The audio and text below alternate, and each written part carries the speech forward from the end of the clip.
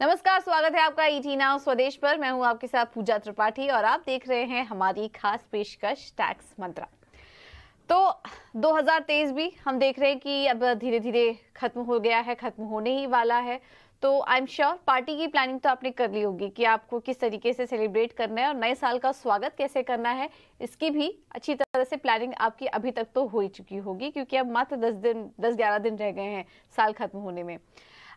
लेकिन ऐसे में आपकी फाइनेंशियल प्लानिंग के बारे में क्या आपने कुछ योजना बनाई है? क्योंकि वैसे तो जब टैक्स प्लानिंग की बात आती है तो हम फाइनेंशियल ईयर पे फोकस करते हैं, लेकिन काफ़ी चीज़ें ऐसी है जिसकी प्लानिंग अगर आप अभी से दिसंबर से ही शुरुआत कर लेते हैं तो आपको 2024 के लिए भी आपके लिए काफ़ी अच्छी टैक्स सेविंग स्कीम के लिए आप प्लानिंग कर चुके होंगे, जिसमें कि मार्च आते आते आपको आखिरी समय का टेंशन नहीं रहेगा कि अब क्या करें, कहाँ पर निवेश करें। इस तरह की टेंशन आपको मार्च आते आते नहीं रहेगी, फाइनेंशियल ईयर एंड होते होते तो कम से कम नहीं रहेगा। इसीलिए साल खत्म होते होते हम ये खास पेशकश आपके लिए लेकर आ रहे हैं, जिसमें कि 2024 में टैक्स सेविंग करने वाली स्कीम्स की तलाश अगर आप कर रहे हैं तो यहाँ पर आपको निवेश के साथ साथ अच्छा पैसा भी मिलेगा, आपकी टैक्स प्लानिंग भी होगी और भी काफ़ी सारी चीज़ों पर हम चर्चा करेंगे जिस पर कि हमने इस साल ध्यान नहीं दिया, लेकिन कुछ चीज़ों पर हम चर्चा करेंगे कि कहाँ कहाँ पर आपको यहाँ प्लानिंग करनी ज़रूरी है। तो शो की शुरुआत करते हैं और हमारे साथ आज बेहद ही खास मेहमान जुड़े हैं। सुजीत बांगर हमारे साथ जुड़े हैं, फाउंडर टैक्स बडी से। Sujeet ji, thank you so much ET now Swadesh को समय देने के लिए, और एडवांस में ही पहले तो आपको नए साल की ढेर सारी शुभकामनाएं। तो हम काफ़ी सारे यहाँ पर फाइनेंशियल तरीके डिस्कस करेंगे जिससे कि टैक्स प्लानिंग भी बेहतर तरीके से हो सके। तो फर्स्ट थिंग फर्स्ट, 2023 में ही अगर किसी ने जॉब चेंज कर दी है तो वो क्या करे, किस तरीके से अपनी टैक्स प्लानिंग की योजना बनाए आने वाले अगले साल के लिए? देखिए, धन्यवाद पूजा जी, आपको भी नए साल की एडवांस में शुभकामनाएं। Thanks for having me here. तो देखिए, जब हम जॉब चेंज करते हैं तो सबसे इम्पोर्टेंट चेंज होता है कि आपका एम्प्लॉयर चेंज हुआ है। और एम्प्लॉयर जो होता है ना, उसके ऊपर मैंडेट होती है कि आपके सैलरी से टीडीएस डिडक्ट करनी थी। तो जब हम नया जॉब ज्वाइन करते हैं तो फर्स्ट एंड फॉरमोस्ट थिंग जो हमें करनी है वो ये करनी है कि हमें हमारे पुराने जो जॉब्स है, कि अगर मैं दिसंबर महीने में नया जॉब ज्वाइन कर रहा हूँ तो मैंने 30 नवंबर तक मैंने जहां जॉब किया है, मेरा एम्प्लॉयर कौन सा था, मेरी मंथली सैलरी स्लिप उनकी क्या थी, ये सारा जो डेटा है ना, ये मुझे कलेक्ट करना है और नए एम्प्लॉयर को देना। टू मेक इट सिंपल, अगर सिंपल तरीके से अगर समझाना है तो मैंने 1 अप्रैल से लेके 1 अप्रैल 2023 से लेके 30 नवंबर 2023 तक मैंने जो भी इनकम अर्न किया है और उस इनकम पे मेरे अर्लियर इनकम जो भी टीडीएस किया डिडक्ट किया है, राइट, ये इंफॉर्मेशन मुझे मेरे एम्प्लॉयर को देनी है। अलॉन्ग विद दैट, अगर मैंने कुछ ऑन माय ओन कुछ टैक्स पे किया है, कहीं पे मैंने कुछ एडवांस टैक्स पे किया है बिकॉज ऑफ अदर एक्टिविटीज के कारण, वो भी डेटा हमें नए एम्प्लॉयर को देना है। और ये इसलिए इम्पोर्टेंट है, लास्ट पॉइंट ये इसलिए इम्पोर्टेंट है कि अगर मैं ये डेटा एम्प्लॉयर को नहीं दूंगा तो एम्प्लॉयर क्या करेगा कि एम्प्लॉयर टीडीएस का कैलकुलेशन इस हिसाब से करेगा कि एज इफ कोई टैक्स डिडक्ट नहीं हुआ या कोई प्रेसिडेंस नहीं है, इस हिसाब से। तो मैं शायद मेरा ज्यादा टीडीएस डिडक्ट हो सकता है, आगे जाके मुझे रिफंड क्लेम करना पड़ेगा, या फिर अदर वे राउंड भी हो सकता है कि मेरा टीडीएस लेस होगा, क्योंकि कुछ सिचुएशन ऐसी होती है कि अगर मैंने जनवरी में जॉब चेंज करता हूँ और मेरी 2 महीने की सैलरी अगर 2.5 लाख से कम है तो मेरा नया एम्प्लॉयर टीडीएस ही नहीं डिडक्ट करेगा। पर मैंने ऑलरेडी मेरा पुराना सैलरी, मैंने 8-9 लाख सैलरी मेरी क्रॉस हुई है, तो टीडीएस तो डिडक्ट करना चाहिए था। तो आई में एंड अप कि मुझे फिर रिटर्न भरते वक्त एक्स्ट्रा इंटरेस्ट चार्ज होगा। तो ये बहुत इंपॉर्टेंट है। और जस्ट एक वन पॉइंट, एक 12B करके फॉर्म आता है जो इनकम टैक्स डिपार्टमेंट ने प्रिस्क्राइब किया, वो आपको आपके नए एम्प्लॉयर को देंगे, तो वो सारे डिटेल्स भर के आप दे सकते हैं। तो ये ध्यान रखिए, जो साल के दौरान जिन्होंने नौकरी चेंज की है उनमें हम अक्सर ये कंफ्यूजन देखते हैं कि नए एम्प्लॉयज के पास में क्या क्या डिटेल्स सबमिट करें, स्पेशली अपने सैलरी से जुड़ी हुई, इसको लेकर काफी कंफ्यूजन रहता है। तो ये सारी चीजें जो अभी आपको सुजीत जी ने बताई, इसका आप ध्यान रखिए। फॉर्म 12B, इसका आप ध्यान रखिए। एक और फॉलो अप क्वेश्चन होगा मेरा इससे जुड़ा, क्योंकि हाल फिलहाल में हम काफी सुनते भी हैं इसके बारे में, प्रोविडेंट फंड को भी लेकर काफी कंफ्यूजन रहती है कि प्रीवियस एम्प्लॉयर्स के पास जो उनका जो पीएफ कट रहा था, अब उसका ट्रीटमेंट नए एम्प्लॉयज के पास कैसे करेंगे, किस तरीके से ट्रांसफर करें, क्या शिफ्ट करें, इसको लेकर भी थोड़ी कंफ्यूजन होती है। थोड़ा आप क्लैरिटी दीजिए हमारे दर्शकों को ईपीएफ से जुड़े। प्रोविडेंट फंड के मैटर में बहुत सिंप्लीफाइड है आप पूरा रेजिम, एंड बहुत ही टेक्नोलॉजिकली एडवांस हुआ है। तो आपको प्रोविडेंट फंड के ट्रांसफर पे जब आपका एम्प्लॉयर चेंज होता है, तो आपको सिर्फ वो इंफॉर्मेशन आपको नए एम्प्लॉयर को पास ऑन करना है। आपका एक यूनिवर्सल नंबर होता है, वो नंबर भी आपको उनको जो होता है वो पास ऑन करना है।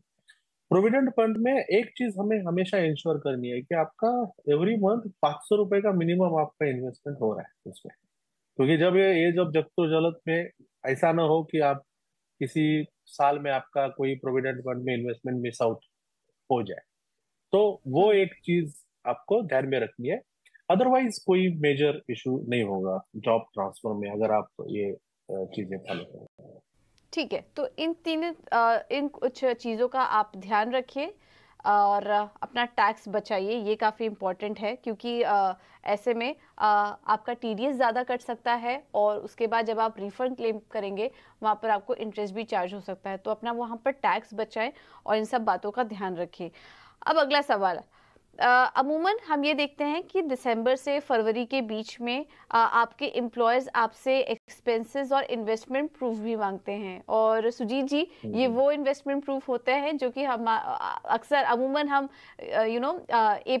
मार्च अप्रैल के दौरान हम एक इन्वेस्टमेंट डिक्लेरेशन करते हैं, जिसके चलते हम अपने एम्प्लॉयज को बताते हैं कि ये हमारे खर्चे, तो उसके बेसिस पर हमारा टीडीएस या फिर टैक्स कैलकुलेट होता है। अब समय आता है उसका प्रूफ सबमिट करने का, और अमूमन ये दिसंबर से शुरू होता है, कहीं कहीं जनवरी फरवरी में भी चलता है। इसके बारे में कुछ बताइए, क्योंकि हम देखते हैं कि यहाँ पर चीजें मिस होती हैं, लोग ध्यान नहीं देते और बाद में उनकी सैलरी से एक बड़ा टैक्स अमाउंट डिडक्ट होता है। तो ये भी वही टाइम है, क्रूशियल टाइम है, इसके बारे में आप क्या कहेंगे, हमारे दर्शकों को जानकारी दीजिए। ये बहुत इंपॉर्टेंट एस्पेक्ट है। हम थोड़ा भी इसको कैजुअली लेंगे तो इसके कॉन्सिक्वेंसेस, पहली चीज अपना कैश फ्लो डिस्टर्ब होता है, दूसरी चीज इंटरेस्ट एक्स्ट्रा जाता है, और तीसरी चीज अननेसेसरी मेंटल हैरेसमेंट होती है। ये तीन चीजें होती है। तो हमें थोड़ा सा एक जागरूक रहना है और एक प्रोएक्टिवली कुछ स्टेप्स लेने हैं। वो क्या स्टेप्स लेने हैं? सबसे पहले आप खुद को पूछना है कि हमने अप्रैल और मई के महीने में क्या किया। इफ यू रिमेम्बर, अप्रैल और मई के महीने में सब लोगों ने अपने एम्प्लॉयर को डेटा दिया था कि हम ओल्ड टैक्स रिजिम फॉलो करेंगे या न्यू टैक्स रिजिम फॉलो करेंगे। राइट, गवर्नमेंट ने एक सर्कुलर भी निकाला था उस समय। तो आपको देखना है, अगर आपने अपने एम्प्लॉयर को बोला है कि आप न्यू टैक्स रिजिम के फॉलो करेंगे, तो फिर इन दिस केस आपको कोई इन्वेस्टमेंट का डेटा आपके एम्प्लॉयर को देने की जरूरत नहीं, क्योंकि एम्प्लॉयर आपका टीडीएस का कैलकुलेशन न्यू टैक्स रिजिम से कर रहा है, और न्यू टैक्स रिजिम में तो एज इट इज कोई नो डिडक्शन नो एग्जेम्पशन। सो आपको कोई डेटा देने की जरूरत नहीं। अगर आपने एम्प्लॉयर को बोला है कि आपका टीडीएस ओल्ड टैक्स रिजिम से करो, ऐसा अप्रैल और मई के महीने में, then it is very important. अगर देन आपको ये इन्वेस्टमेंट का जो डेटा है देना ही है। अगर आप नहीं देंगे तो क्या होगा? तो एम्प्लॉयर आपका इनकम 2,50,000 से टैक्सेबल है ऐसा करके कैलकुलेशन कंप्यूट करेगा और अकॉर्डिंगली आपका टीडीएस प्लान करेगा। तो अगर आप ओल्ड टैक्स रिजिम बताए तो आपको ये डेटा देना है। आपको सिंपल चीज करना है कि आपने कौन सा ट्यूशन फीस स्कूल की दी है, आपने कुछ रजिस्ट्रेशन और प्रॉपर्टी रजिस्ट्रेशन किया तो कुछ रजिस्ट्रेशन चार्जेस है क्या, कोई हेल्थ इंश्योरेंस है क्या, कोई लाइफ इंश्योरेंस है क्या, या फिर एलपीएस में क्या इन्वेस्टमेंट है, ईएलएस में क्या इन्वेस्टमेंट है। राइट, ये सारी चीजें आपको ऐसा पेज पे आप लिख के लीजिए। You talk to your spouse, आपसे वाइफ से बात करो, आप खुद थोड़ा सा ध्यान करो, क्योंकि अननोइंगली चीजें होती है तो याद नहीं आता। एनलिस्ट करो सारी चीजें, और बकायदा आपके एम्प्लॉयर को एक उसके लिए भी एक फॉर्म है, फॉर्म 12BB, जो इनकम टैक्स डिपार्टमेंट ने प्रिस्क्राइब किया है। तो आप बकायदा ये सारी चीजें करके आप अपने एचआर को दे दो एज अर्ली एज पॉसिबल, क्योंकि आप जितना डिले करोगे ना उतना वो टीडीएस का मीटर चलता ही रहेगा।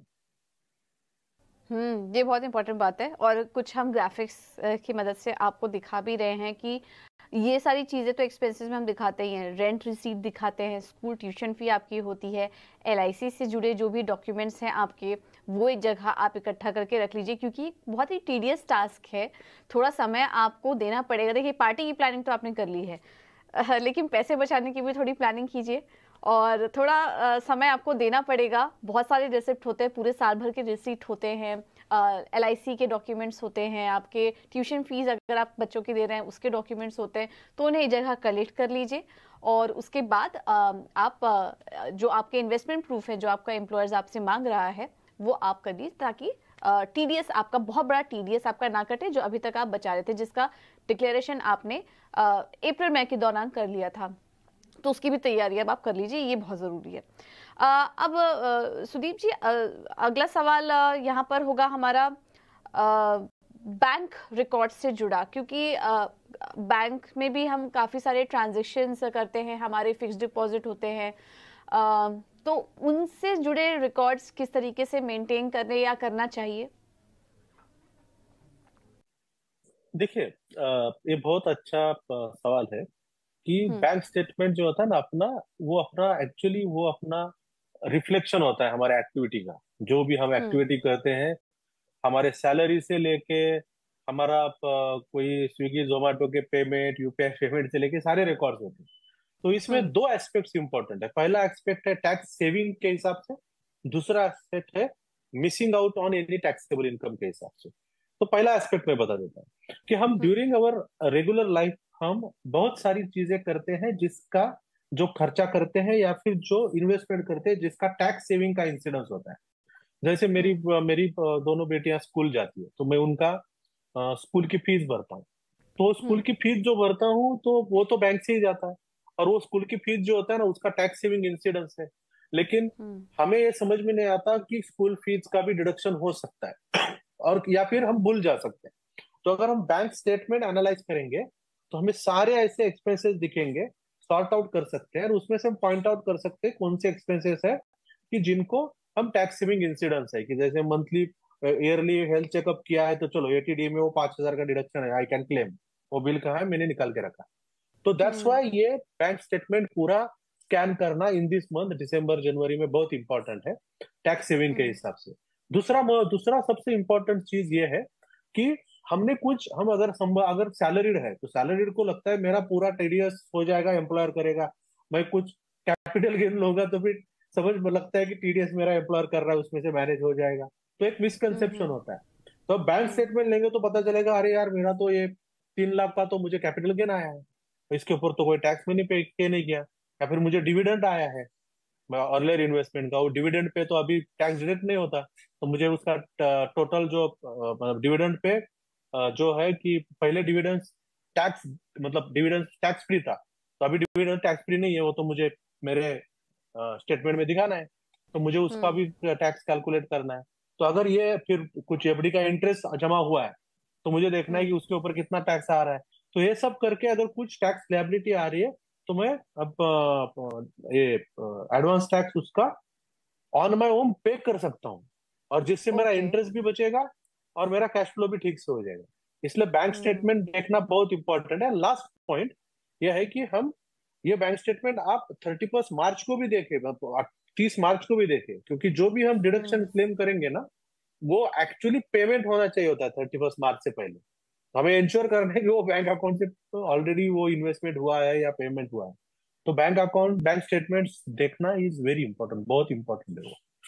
बिल्कुल बहुत इंपॉर्टेंट है बैंक ट्रांजैक्शन देखना, क्योंकि आपका जो बैंक अकाउंट है वो एक तरीके से आपकी जो आर्थिक स्थिति है, आपकी जो फाइनेंशियल पोजीशन है उसका एक मिरर है। आप जो भी ट्रांजैक्शन कर रहे हैं और अगर आपके अकाउंट में कुछ पैसा भी आ रहा है तो वो भी आपके अकाउंट पे दिख रहा है, और हो सकता है कि वहां पर भी टैक्स बड़ा काट लिया जाए, तो उसका भी प्रूफ आपको सबमिट करना जरूरी है। तो जो भी ट्रांजैक्शन आप कर रहे हैं उससे जुड़े भी आप डॉक्यूमेंट्स अपने पास रखिए, जो भी इंटरेस्ट आपको मिल रहा है इंटरेस्ट जो जा रहा है उससे जुड़े भी आप अपने डॉक्यूमेंट्स अपने पास रखिए, क्योंकि होम लोन भी उसी से कटता है, काफ़ी सारी ईएमआई भी कट रही होंगी, जिसके बारे में भी आपको सुजीत जी बता भी रहे थे। तो इन सब बातों का ध्यान रखिए और अपने बैंक स्टेटमेंट से जुड़े जो भी डॉक्यूमेंट्स हैं वो भी तैयार रखिए।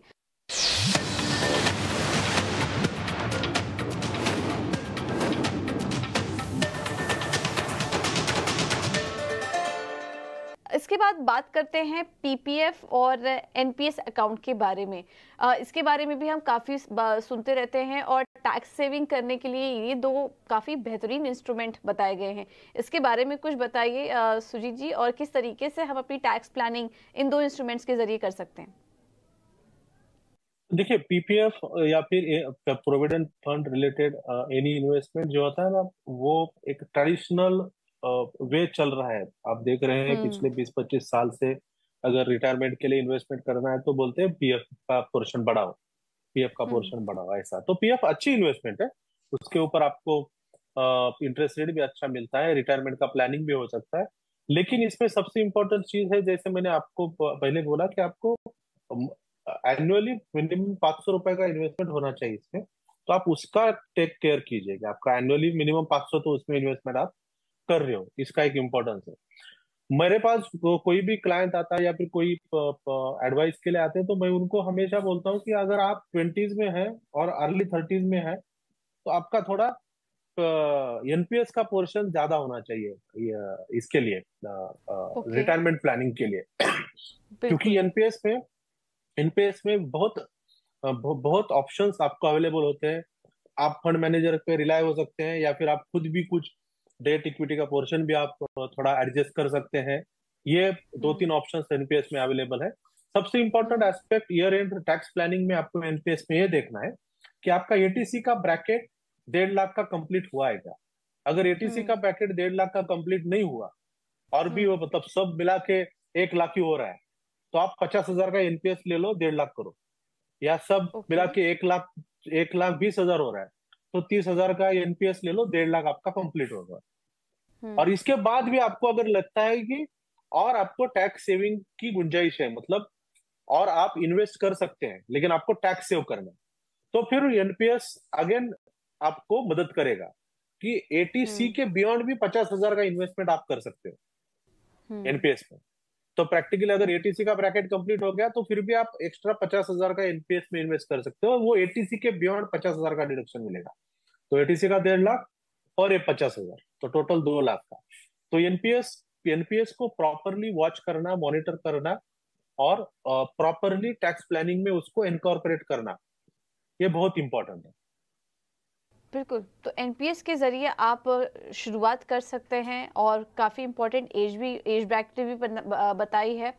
तो अगर आप अपने अर्ली 30s या 40s में हैं, तो आप अपने रिटायरमेंट प्लानिंग शुरू करने का सही समय है, और एनपीएस एक अच्छा इंस्ट्रूमेंट है जिस पर कि आप नज़र रख सकते हैं, क्योंकि एटीसी के बियॉन्ड भी इसमें 50,000 का अतिरिक्त आपको डिडक्शन मिलेगा। एक क्लैरिटी मुझे लेनी थी यहाँ पर सुजीत जी, ये एनपीएस का बेनिफिट क्या न्यू रेजीम में भी मिल रहा है? नहीं, ओके। न्यू रेजिम में सिर्फ आपको ये अपना स्टैंडर्ड डिडक्शन आप क्लेम कर सकते हो, बाकी कोई भी डिडक्शन न्यू रेजिम में नहीं है। बाकी कोई भी डिडक्शन नहीं है। ओके, ठीक है। तो एनपीएस पे आप निवेश करिए और इसका बेनिफिट आप उठा सकते हैं। अब आते हैं कुछ मार्केट्स के बारे में हम चर्चा करते हैं, क्योंकि अब हम देख रहे हैं कि मार्केट में रिटेल पार्टिसिपेशन भी काफ़ी ज़्यादा बढ़ता जा रहा है। लेकिन पार्टिसिपेशन तो आपने बढ़ाया और आपको मुनाफा भी अच्छा हो रहा होगा, उसको आप एंजॉय भी कर रहे होंगे, लेकिन उस पर टैक्स इम्प्लीकेशन क्या है ये भी समझना बहुत ज़रूरी है। स्पेशली अभी अभी जो मार्केट में एंट्री हुए हैं, तो उनको ये भी समझना ज़रूरी है कि अगर आपको बड़ा मुनाफा हो रहा है तो उस पर बड़ा टैक्स की कटौती भी हो सकती है। तो ऐसे में लॉन्ग टर्म कैपिटल गेन अगर किसी को हो रहा है तो ऑब्वियसली उस पर टैक्स भी कटेगा। किसी का लिस्टेड शेयर या इक्विटी म्यूचुअल फंड में वो हैं, तो किस तरीके से अपने लॉन्ग टर्म कैपिटल गेन को बचाएं क्या, और अगर बुक कर रहे हैं, प्रॉफिट बुक कर रहे हैं, तो किन किन बातों का ध्यान रखें? लॉन्ग टर्म कैपिटल गेन में जो इक्विटी का है, इक्विटी या इक्विटी ओरिएंटेड म्यूचुअल फंड, तो इसमें सबसे इंपॉर्टेंट चीज है कि 1 लाख तक का मेरा गेन टैक्स फ्री है। तो अगर साल में मुझे जो मेरा जो कैपिटल गेन है, long term capital gain on equity 1 lakh आता है, तो मुझे कुछ टैक्स नहीं है। और 1 लाख के ऊपर मुझे 10% का टैक्स पड़ेगा। और जब ये अभी हम दिसंबर के महीने में आए हैं, और ये दिसंबर और फिर लास्ट 3 मंथ्स इस फाइनेंशियल ईयर के बचे हैं, तो इस मौके पे हमें थोड़ा कॉन्शियस रहना है। आपको मैं एक एग्जांपल बता देता हूँ। अगर मेरे की 2 स्टॉक्स में इन्वेस्टमेंट है, और इन्वेस्टमेंट में मुझे लग रहा है कि मुझे अभी प्रॉफिट बुक करना है, एंड अगर मैं आज प्रॉफिट बुक करूंगा तो मैं 2.5 लाख का प्रॉफिट आ जाएगा। प्रॉफिट मतलब गेन, कैपिटल गेन आ जाएगा मुझे 2.5 लाख का, 2.5 लाख का। और मैं 2.5 लाख का कैपिटल गेन बुक करूंगा, तो 1 लाख का कैपिटल गेन तो एग्जेम्प्ट हो जाएगा एज इट इज। और ऊपर का जो 1.5 लाख का है उसके ऊपर 10% टैक्स पड़ेगा, तो मुझे 15,000 का टैक्स पड़ेगा। लेकिन अगर इसको मैं थोड़ा डेफर करूं, थोड़ा प्लान करूं कॉन्शियसली, तो अगर मैं इतना ही सेल करूं मेरे स्टेक्स का, कि मेरा कैपिटल गेन 1 लाख तक आ रहा है, तो वो मेरा इस साल में एग्जेम्प्ट हो जाएगा। फिर अप्रैल ओके। मई के महीने में मैं बैलेंस बैलेंस जो मेरा कैपिटल गेन है, वो मैं जो बैलेंस जो स्टेक्स है वो मैं अप्रैल के महीने में बेचूंगा, तो मुझे 1.5 लाख का कैपिटल गेन आ जाएगा। उसमें 1 लाख एग्जेम, मुझे सिर्फ 50,000 पे 10% से टैक्स भरना है, 5,000। तो यहाँ मेरा 15,000 टैक्स आ रहा था, वहां सिर्फ 5,000 टैक्स आ रहा है। इसका और एक चीज हो सकता है कि अगर मैं नेक्स्ट ईयर मतलब अप्रैल के महीने में इतना ही स्टेक्स बेचूं कि मेरा 1 लाख का ही गेन आ जाए, राइट, और बैलेंस टैक्स में ऐसे ही कंटिन्यू करूं, तो नेक्स्ट फाइनेंशियल ईयर चौबीस राइट। पच्चीस में भी मेरा 1 लाख का गेन है, वो पूरा एग्जेम। और बचा हुआ जो स्टेक्स है वो मैंने अप्रैल 25 में अगर मैं बेचूंगा, तो मेरा वो 50,000 का गेन अप्रैल 25 में आ जाएगा, तो वो भी ऑब्वियसली 1 लाख से नीचे है, तो नो टैक्स। तो इस सिनेरियो में तो मुझे 1 रुपए भी टैक्स पे करने की जरूरत नहीं पड़ेगी। बिल्कुल। तो ये इस प्रकार से अगर प्लान करेंगे, तो हम हमारा जो गेन है, मतलब हमारा जो गेन मैक्सिमाइज कर सकते हैं, टैक्स मिनिमाइज कर, थोड़ा सा कॉन्शियस होके प्लान करना है ईयर एंड में। तो ये कुछ तरीका है, कुछ कैलकुलेशन के जरिए, कुछ एग्जांपल्स के जरिए हमने आपको बताया कि आप अपना कैसे लॉन्ग टर्म कैपिटल गेन को प्रोटेक्ट कर सकते हैं अगर आपको मुनाफा हो रहा है म्यूचुअल फंड में या मार्केट के जरिए। सुजीत जी, अब आखिर में जाते जाते आपके क्लोजिंग स्टेटमेंट लेना चाहेंगे, क्योंकि डिस्कशन तो काफी बड़ा है, लेकिन ऐसे में और क्या क्या रिव्यू करना चाहिए? हमने एनुअल इंफॉर्मेशन स्टेटमेंट के बारे में भी सुना है, उसको लेकर किस तरीके से उसका रिव्यू कैसे करना चाहिए और किस तरह की प्लानिंग करनी चाहिए, क्या क्या चीजें पहले से ही रेडी रखनी चाहिए, इसके बारे में कुछ बताइए। देखिए, बहुत बार ये होता है कि शायद आपने भी रियलाइज किया, मैंने खुद ने भी रियलाइज किया है मेरे केस में। हम्म। जब आप रिटर्न फाइल करने बैठते हैं, तो आपको स्क्रीन पे जब एआईएस दिखता है, तो आपको लगता है अरे यार ये तो मैंने कब किया, ये तो मैंने किया ही नहीं, हाँ। ये इनकम यहाँ कैसे दिख रहा है। तो जी ये जी। सरप्राइजेस हमें दिखते हैं। तो इसलिए अगर हम ये जनवरी फरवरी में हम अगर इनकम टैक्स पोर्टल पे जाए, हमारे एआईएस देख के हमारा क्या डेटा कैप्चर हुआ है वो अगर हम देखें, तो हमें पता चलता है कि अरे यार वो आईडीबीआई बैंक में हमने कभी एफडी रखा था, उसका 1 लाख का इंटरेस्ट क्रेडिट हुआ है, पता चलेगा। या फिर हम्म। हमने ऐसा ही बैठे बैठे ऑफिस में बैठे हैं, कुछ ऐसा ऐप में देखा और 2-3 स्टॉक बेच दिए और गेन हुआ है, और हम भूल गए थे, तो साल के अंत में पता चलता है कि अरे यार एक गेन हुआ है, इसके ऊपर मुझे टैक्स, एडवांस टैक्स टैक्स दे पे दिया। करना है।